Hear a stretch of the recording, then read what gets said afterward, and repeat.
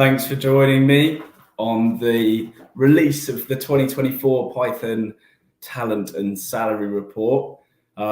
Keen to kind of find out where everyone is joining from, and we'll wait kind of maybe a minute or two just so that everyone, if they're coming off meetings at 10 a.m, so they have some time to jump on as well. If you just post in the chat where you are joining from. I know obviously the talent report is going to be covering the UK, Europe and USA, a bit earlier in the USA. So fair play to people that are joining at 5 a.m. on the East Coast, and maybe even earlier on the West Coast as well. Basically the whole report is going to be covering quite a few different things. So all of 2023, the past 12 months, market and trends from that year, where kind of the Python talent is located, specifically in different cities across the UK, Europe and USA as well. We'll briefly touch on who the top employers and companies that are hiring Python talent as well. Fields of kind of study, different education backgrounds. I'll probably touch on, if you don't necessarily have a traditional kind of computer science degree or something like that, then maybe how is best to get into Python programming from there. And then all the good stuff at the end. So salary, benefits, what employers are doing in terms of stock and medical, dental, remote working as well. So yeah, just because obviously an intro to me as well. I head up the Python team here at Understanding. I've been here for just under 5 years, so about 4.5 years. I actually started out in the Java team, but yeah, swiftly transitioned into Python. There wasn't really anyone that was specifically doing it before me, and yeah, now I've kind of been doing that for the last four years. So about 6 months a year, Java, recruitment, moved into Python, and I brought out the team specifically just to focus on kind of the Python web framework. So, I mean, within the last few years, kind of Django was obviously the predominant one, but we'll touch on it in a bit with the report. But you'll see web technologies like Fast API with the integration with AI obviously coming into play, which has been quite a big trend, I would say, in the Python world. At Understanding Recruitment, we as a whole cover all of tech recruitment, so anything in the software development lifecycle. Like I've said a couple of times already, UK based. Majority of the clients that we do work with are in London. However, we cover kind of remote roles. I mean, we're working a role in Ukraine at the moment. So yeah, there's quite a few kind of different areas that we touch on. But feel free, like I said, to post any comments in the chat, and yeah, I can kind of see them coming through already. But yeah, we'll run through a kind of quick Q&A at the end. So if you do have any questions on the report, we can go through that in a bit more detail as well. So yeah, swiftly, obviously moving in to the report. It's 2024. 2023 obviously wasn't amazing for the tech market. But yeah, we're coming out of the end of that now. I would say there was a serious lack of kind of VC investment. So that was kind of one of the trends from last year. So if we kind of scroll down the report, you can kind of see some of the market from last year and the trends that we saw in the kind of Python world. It was the second most popular programming language, preceded by JavaScript, which obviously, yeah, I mean, who isn't kind of using JavaScript at the moment? But it's quite quite cool to see, obviously, Python being up there as one of the most popular programming languages. Obviously, integrating a lot within the AI space, and that is maybe what we've seen. Things like ChatGPT have made the AI space really boom. So yeah, and then I obviously mentioned earlier there was a bit of a trend in kind of the actual specific web technologies. So Flask actually emerged as the preferred choice among Python developers, which I was surprised by. A lot of the kind of roles that we work on are usually Django specific. It is good to see that clients that we are working with are quite interchangeable with the web technology that you have used. I did actually meet one of my Python placements a while back, and they mentioned that if you can learn Fast API, then it should make the other Python web frameworks a fair bit easier to pick up. So that would probably be a bit of a tip. And then, yeah, I mean, I guess you can see, I mean, I know it was only just over 1% growth in usage, but that's kind of where Fast API has gone over the last 12 months. And maybe that was integrated with the whole kind of surge in the AI space. So yeah, Python ranked 5th in the most admired languages. Rust was the top one at 84.66%, which was quite a beating for all of the other languages. We have done a Python meets Rust event with one of our clients in October last year, and you can kind of find all of the details around that event on our YouTube as well. Yeah, we've kind of seen that there has been quite a big increase in the adoption of Rust, specifically in like the crypto blockchain space, which I know a lot of people aren't particularly keen to work in, but hopefully the use case can be seen for kind of other industries as well. So yeah, Python secured the 2nd position in the most desired list as well. Again, really nice to see. JavaScript was obviously the top one there. Obviously, there's a fair bit on the web development side that a lot of companies do have to work in. But yeah, we've covered quite a few different industries in the team, so almost anything you can think of. We're not necessarily a just industry specific team, so we like to kind of speak to our candidates, find out what they're looking for, what their reason for leaving is, and then depending on what roles you are ideally looking for, we will most likely have a role for you in the industry that you are keen to work in.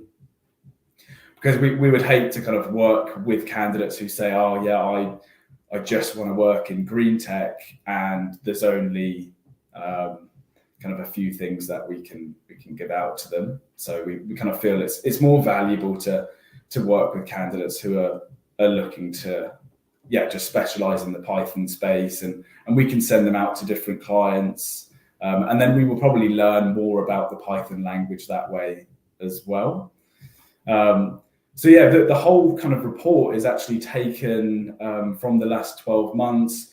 There's been a lot of information that we've gathered using LinkedIn Insights, and we also surveyed just under 200 Python developers that were in our database already, to give us some kind of invaluable lessons and learnings around kind of the whole Python space. Like I said, specifically skilled in web frameworks such as Flask, Django, Fast API. So yeah, we'll kind of scroll down and get to the next bit. But that was kind of covering the whole last 12 months and the trends that we had seen. Maybe going forward, kind of trends that I would say is, I mean, I'm a bit of a crypto advocate myself, but you've got kind of the Bitcoin halving happening in a couple of months, and maybe we'll see that kind of space pick up, as well as there was a lot of VC investment in green tech, cyber security, and AI last year. So we'll probably continue to see a trend in in roles in those areas for kind of the foreseeable for the next 12 months. So yeah, the whole kind of report was taken using LinkedIn Insights, and specifically people that had experience using those web frameworks. There was just over 450,000 in the UK. I actually thought the gender split would be less. So I thought that there would be less people that identified as female working kind of as a Python professional. I think when I've previously done this report, it was more like 14, 15% who identified as female. So it's good to see that last year there was quite a big uplift in the gender split in the industry. So 75% male, 25% female. And then 1.1 years median tenure of Python professionals. So yeah, not obviously great. There was a huge amount of layoffs, especially Jan, Feb, March last year. A lot of the big tech companies probably had a part to play in that. Like I said, lack of VC investment meant that candidates were losing their roles quite often, basically. So yeah, Europe, you've got 2.5 million professionals. I'm sure what the whole entire population of Europe is, but obviously in the UK, you've got just over 65 million. USA, you've got obviously over 250 million people over there. And 2.7 million of them are working using Python, which is cool. Similar kind of gender splits as well across Europe and the US and the UK. And then, yeah, again, median tenure of Python professionals across all of the different countries was, I mean, exactly the same in each, as you would kind of expect, with the lack of VC investment. The US did probably do a little bit better than the UK and Europe. However, yeah, I mean, you can see the tenure wasn't, I mean, it was just exactly the same in the US as it was in Europe and the UK as well. So yeah, if we kind of go down and you can kind of see specifically from the kind of UK, USA and Europe where the Python talent is located. As expected, London obviously topped it by quite a lot, over 10 times of the kind of number of people in Manchester. I'm surprised to see that cities like Oxford and Cambridge weren't on there. You've obviously got Bristol, Edinburgh, Glasgow coming in at 3rd, 4th and 5th. But yeah, I maybe would have seen that Cambridge and Oxford being the kind of AI hubs that they are, a lot of candidates who go to university there, they'll continue on and they'll study master's degrees, PhDs, and that's usually kind of where you see people in the AI space go in and kind of work for companies in that area. So I was surprised to see that there wasn't necessarily people in Python that coming in the top 5 in Oxford or Cambridge. And then, yeah, if you kind of go down to the Europe side of things, you've got London at the top again, quite a big, obviously, tech hub across Europe. The Netherlands, we actually have worked quite a few different roles in the Netherlands recently. So I am expecting to maybe even see a rise in the number of professionals that are working out there. You've obviously got Paris, Madrid, Munich, across Europe as well. Again, yeah, this is just specializing in kind of the Python web space. And then, yeah, onto the USA as well. You've got San Fran leading the way, again, very expected. New York, Los Angeles, Washington, DC, Boston, Seattle. So again, very expected in terms of the number of professionals. Maybe we might have seen somewhere like Miami being up there. Again, it's another kind of hub that is expanding within the US. Also, Texas has seen quite a bit of investment and companies setting up out there. I mean, I think it is a little bit cheaper to set up out there compared to San Fran and New York. And then you'll see when we get to the end of the report that obviously San Fran, New York, kind of USA salaries in those areas are typically a little bit higher as well. And then moving on to obviously, top companies employing Python talent. I keep saying very expected, but very expected. So you've got Amazon, JP, Lloyd's, Meta, Sky, Deloitte, Tata, Bloomberg. You've obviously got quite a big of the kind of AI investment and people like Meta with their metaverse side of things and the crypto space growing in that area. In Europe, so you've got a lot of kind of on the consultancy side with EY and Accenture coming in there, Capgemini as well. Essentially you've got quite a few different companies, and I think obviously the consultancy side of things is growing in the Europe. They might kind of try and take advantage of people that are out in Europe who are coming from kind of highly skilled backgrounds. I always give the saying to my team is that people out in kind of Eastern Europe, they grow up coding, whereas in the UK we grow up playing football. Hence why I really love working with Eastern European candidates, because they have just been coding and it's their life, and it has been for quite a while.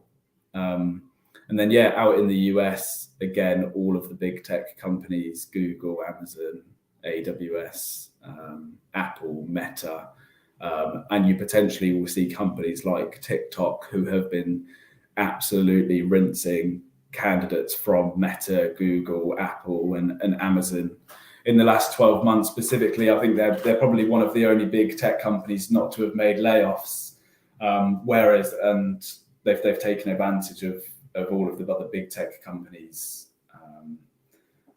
making people redundant, essentially. And then, of the kind of 183 or 186 people that we surveyed, 83% of respondents wouldn't accept a job that didn't offer remote or flexible working. And it's such a massive thing in today's market as well. I feel like everyone has their own family lives and needs to be getting on with having an employer who is able to offer them some sort of flexibility. If that means that they're going to come in a little bit later to work and work later in the evening, you will be able to secure so much better talent by offering them that flexibility. The number one thing which makes companies profitable is their employees. So if you've got hardworking employees that are happy, then obviously they're going to work and be happier and make your company more profitable. So 83% is obviously a fair big thing. So if you are any obviously hiring managers, engineering managers, head of engineering, head of talent in the Python space, I would definitely consider giving the option to your employees for some flexibility around remote working or flexi hours, something similar as well. And then moving on to kind of it's all the kind of the big universities in the UK, so Imperial, UCL, Cambridge, Manchester, and Oxford. So all of the top universities have come, and there has been quite a rise in the number of universities that are just teaching Python at uni. Even going before that, now we've got kids that are 8, 9, 10 years old that are learning Python, and obviously Python is arguably the easiest language to pick up in the space.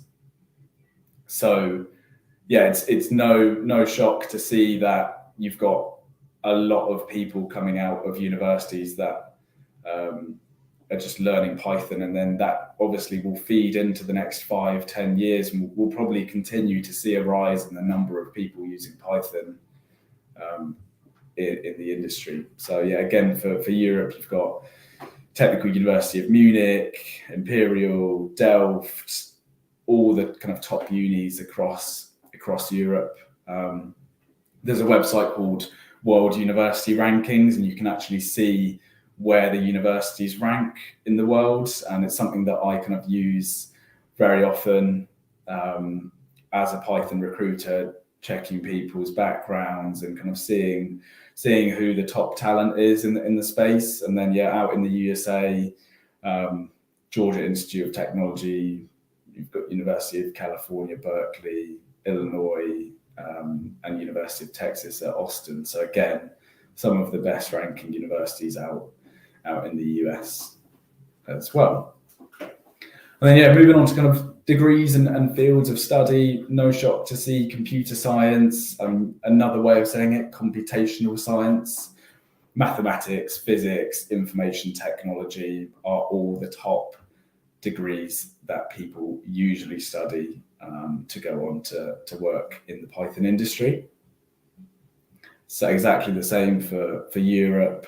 And then, in the US, you've got electrical and electronics engineering, which is a little bit different, but I have myself placed quite a few engineers who have done electronic engineering degrees. They do modules which do cover some computer science elements within those kind of degrees. And then, again, very similar to the UK and Europe with computer science, computational science, computer engineering as well.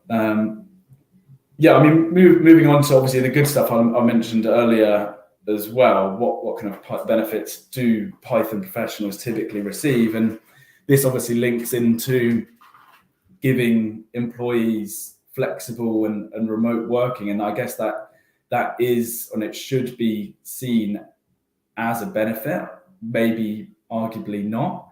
But you've got equity, stock options, which are usually quite big over in the US for kind of earlier stage startups. You've got RSUs for the larger organizations, obviously the ones that are publicly traded, like Google, Meta, Microsoft, then Amazon as well. And then, work arrangements, you've got private medical, private dental. They're very common, and we're seeing more of that especially in the startup space as well. From the kind of respondents that we had through, you've got healthcare was one of the main things. You've got shares, private pension, gym membership. But again, it's still fairly low down in terms of like the number of respondents that are saying they're receiving these things. It's quite crazy to see that it's probably the startups that are grinding out their employees. You've got free lunches, maybe at the larger companies, but maybe the startups as well. Again, it's only 5% of the employees that we surveyed that said they're receiving these things. And then, our survey respondents offered remote working. Like I said, 86% of employees would only take a job that offered remote working or flexible working. And you've got on this survey here that 96% are offered remote working to some degree. That doesn't necessarily mean that they're working fully remote. And in fact, I would say 12 months ago, 18 months ago, I remember doing a rundown of all of our roles in the team, and 80% of our roles coming out of COVID were fully remote or had the option for candidates to be offered fully remote roles. Whereas now we only have 1 or 2 remote roles. So I would say it's completely flipped the other way, and candidates employers are asking their employees to come back into the office. So it is something to think about. I know obviously we've come out of COVID, but people did get used to working remotely. On the flip side, I've spoken to loads of candidates who have been working remotely that they still want, the lights are on. They want the option of having some remote working. But yeah, candidates do want to go back into the office as well, and they miss that human interaction. We had 2.5 years of working through COVID, which was pretty dire. Even though some people did really enjoy working remotely and spending kind of more time with their families, but maybe they're sick of them now. Would Python professionals accept a job that didn't offer flexi time or remote working? Like I said, it's 83%, and of which the survey respondents, 70% of them said that they are offered flexi time. But something that, as an employer, maybe you could look into to help you secure some better talent. And then, in terms of obviously the years of experience and the development experience that our Python survey respondents had, surprising to see that less than a year was probably around like 2-3%.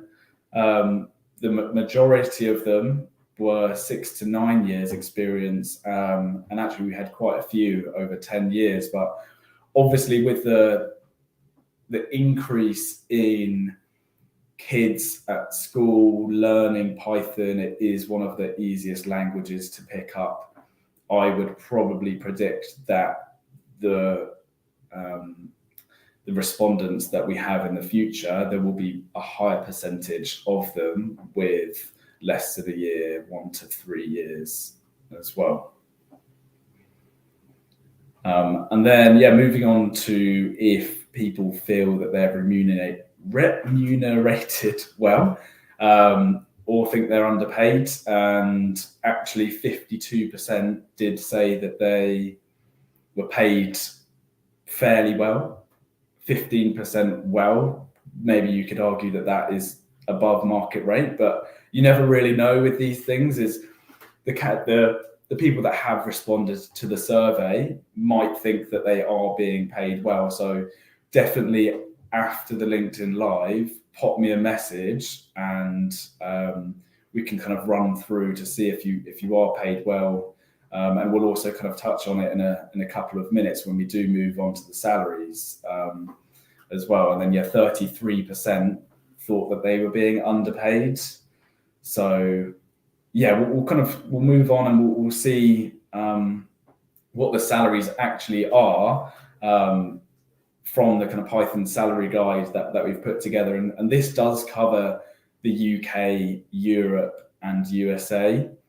So junior Python developers, and I would actually say that across the whole Python industry, because of the lack of VC investment over the last 12 months, and the tech industry not being as great as it was coming out of COVID, I would say that salaries have definitely stagnated, if not gone down a slight amount.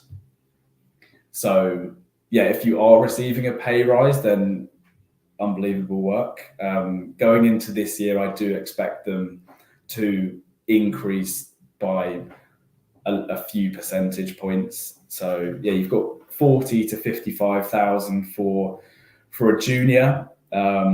Mid-levels between 50 and 75,000. So that's 2 to 5 years of experience.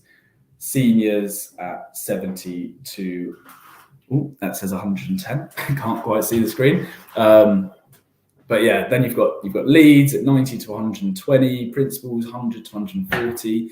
These salaries are based off London salaries as well. So I know obviously if you kind of take the average of these, I would say that's more so London. The lower ends of these will be for candidates working in the other larger cities that we mentioned earlier in the live. So you've got Manchester, Bristol, again, like Cambridge, Oxford, Glasgow, Edinburgh. Those kind of candidates we're seeing, obviously the cost of living isn't as high in London, so candidates aren't being paid as much as they are in London. And then you've got Eng manager between like 110 to 160, and that will be dependent on kind of what work they are doing, the scale of the organization that they're working in, and things like that as well. Move on to Europe. So again, very similar in terms of like the years of experience, how we've broken it down. However, I would say that years of experience isn't everything.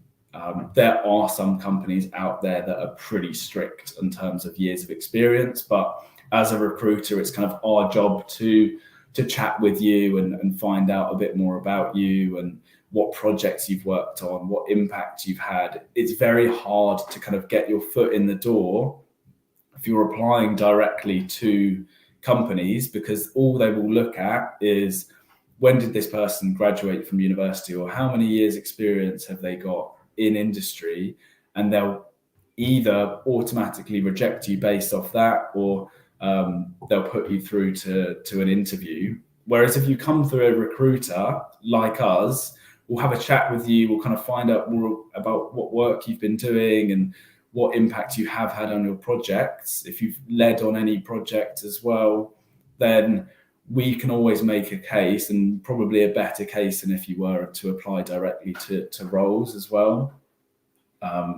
There is a kind of obviously a case of trust with the clients that we do work with. So that will help you kind of get your foot in the door. If you're finding that you keep applying to roles and you're not getting anywhere, maybe it's something to do with the CV, or obviously, you're applying directly and you've not had a recruiter chat with you and actually sell you into a company that we know that trust us as well.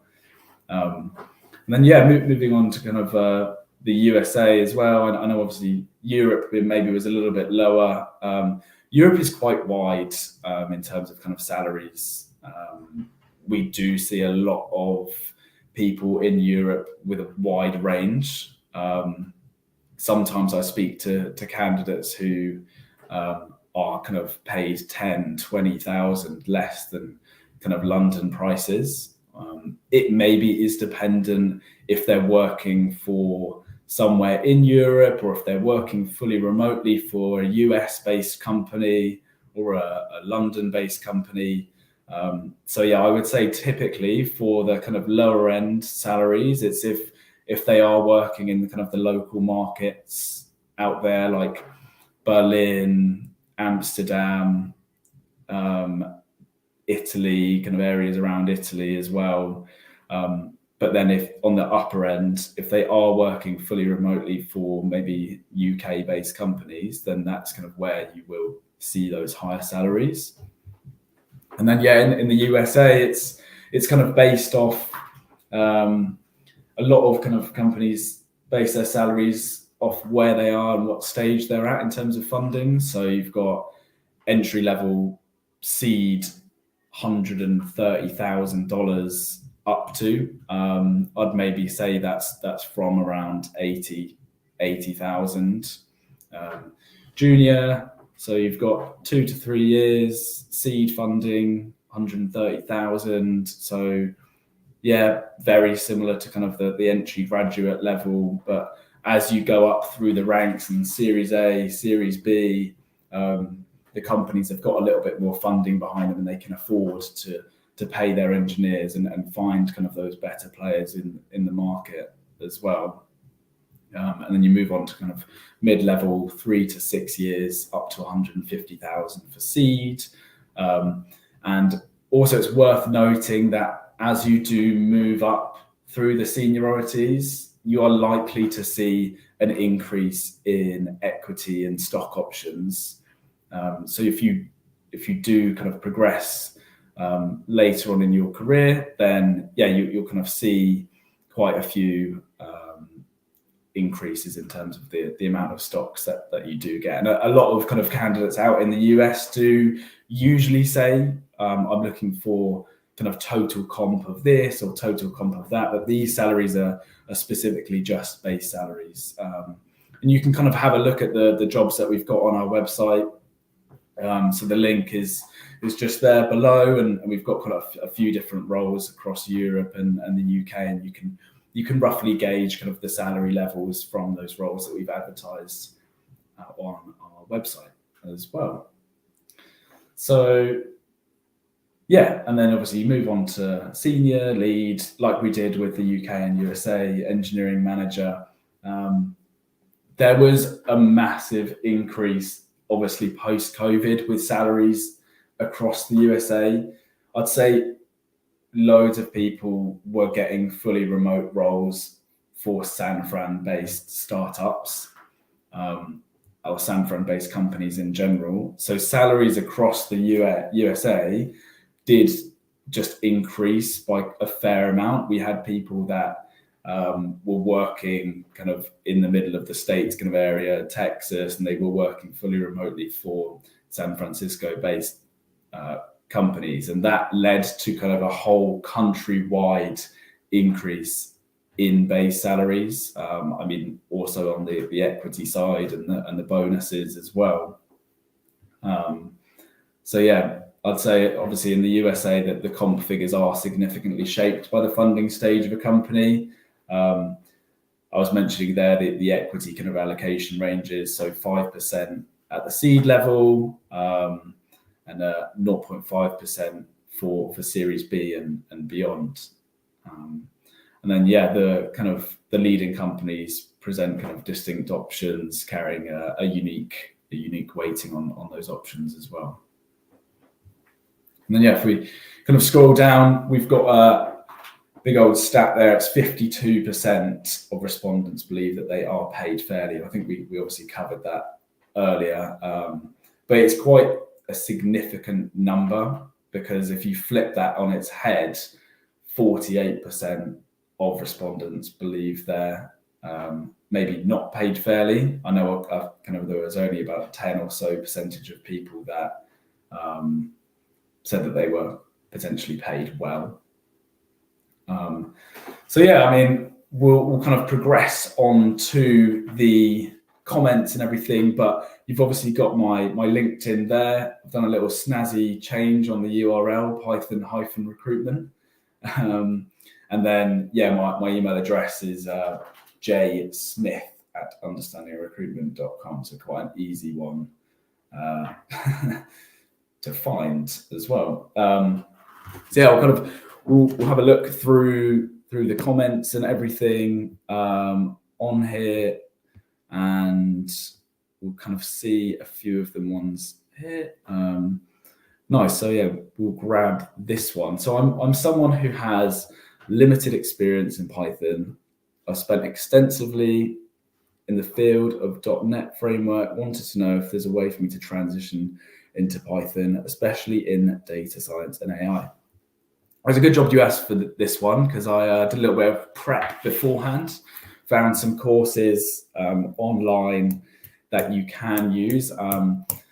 There's a guy called Stuart Marsh, who's actually one of, I actually placed him into his current role, and he's a CTO of the company down there.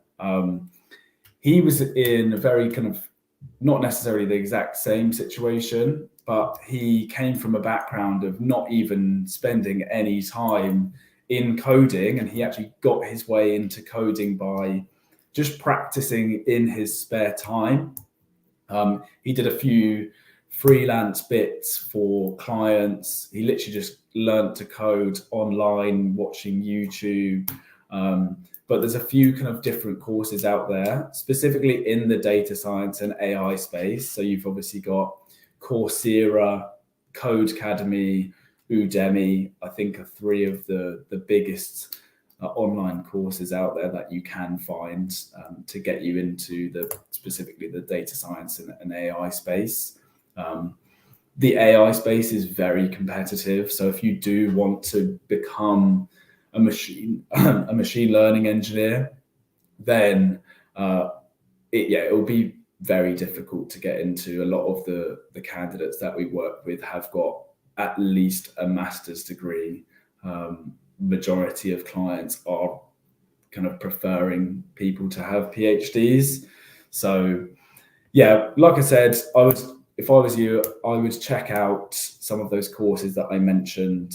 But in your spare time, just have a look through, start going on to GitHub, doing a few of your own kind of personal projects in the area. It might mean that you have to forego a little bit of kind of on the salary side, or not necessarily increase your salary straight away, but it could mean that in the future, then your salary will increase quite significantly, and it's quite a good stepping stone for you as well. Cool. So next one is, how can we find and get our first opportunity as a Python developer? Again, yeah, very similar. I mentioned, obviously, I spoke to one of my contacts who I did place into his current position, had a bit of an interesting way into the Python space and into programming in general. So he actually started out in the police, not doing any coding at all, and slowly transitioned into the development and into kind of being a software engineer through freelancing. He was doing projects in his own time, and eventually landed his first junior role off the back of the hard work and kind of determination that he had as a freelancer, essentially. So that kind of covers that one as well. I obviously mentioned, again, there's the Coursera, Codecademy, Udemy courses that you can get into. And if you don't necessarily want to go to university, then those are some good options to try and get into coding, especially kind of using Python specifically as well. Cool. Next one is, on high skilled in both Python development and AI engineering, yet companies often prioritize hiring individuals solely based on graduation from relevant AI department. Even if they lack the necessary skills, this doesn't make sense. Yeah, it doesn't make sense. It's such a competitive market. And I know that you've got companies out there who are looking for such specific stuff within the AI space. I'm obviously not a specialist in the AI area or machine learning recruitment myself. So we've got a head of AI and machine learning. So her name is Anna Hennigan, and you can find her on LinkedIn, and she will definitely be able to give you some advice on that area. I know a lot of companies, maybe it's because they find that the kind of skills are fresh from the machine learning or AI PhDs that these candidates have got. But yeah, like I said, I wouldn't be able to give you a whole bunch of help on that one, because we have a specialist AI and machine learning headhunter here at Understanding. So yeah, it doesn't make sense. I know obviously a lot of companies out there will usually look for people that have more experience, but potentially not in this case. Cool. Tanmay, are you hiring for entry-level positions? Sometimes. The reason why it's not very often is because there are obviously a lot of juniors out there. I mentioned that there are quite a few kind of people in there's people who are learning Python at kind of 8, 9, 10 years old, and even universities are also learning it as teaching their students it as well. So there's a huge amount of entry-level people coming onto the market. So when companies do want to hire these engineers, then there's a huge amount of them, and usually the clients that we work with will want people who have got more experience, and it's usually more niche searches, trying to find candidates that it's very hard for them to find as well. So not right now. We have done in the past. It depends on the client that we are working with. I did place a junior engineer who had just graduated. I think it was back in October, November time, for a crypto hedge fund, the candidate did have some specific freelance and GitHub work that they had done on the crypto space, which had made them stand out to the client that obviously we sent them over to as well. So yeah, that should kind of answer that question. And then Anchor has asked, I'm based in London looking for Python developer role.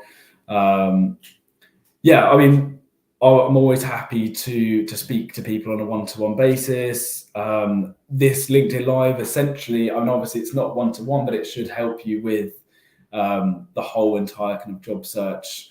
But yeah, I'm always happy to give, if it's CV advice or like changing certain things on your CV, guidance on interviewing, like how is best to represent yourself in an interview, what's best to kind of go through in terms of that interview, and maybe what not to say, how to be more confident when you are interviewing as well. These kind of things do go a long way.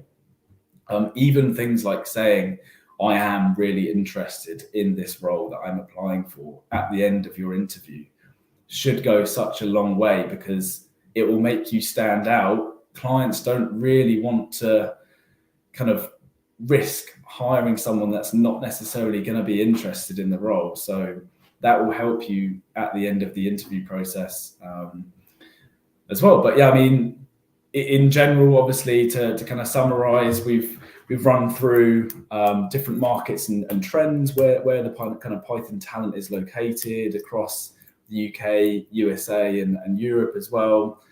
Briefly touched on top employers. We've touched through kind of how important flexible working and remote working is for engineers that are looking in the market as well. Briefly touched on fields of education and fields of study. And then, yeah, the kind of the big one at the end is obviously the salary report with all of the benefits involved there as well. But if you do have any other questions, then yeah, connect with me on LinkedIn, follow us on LinkedIn. You've got the link down there as well. And I'm happy to, yeah, like the last question was asking, give any one-to-one advice. I'm happy to give any of my time to people who are looking for new roles as well. But yeah, thank you very much for coming on the live. I hope you have learnt at least something. And yeah, we will be sharing the report after the live. So feel free to connect with me on LinkedIn, pop me a message, and we can set up a chat to run through anything else in more detail. Yeah, thanks a lot, everyone.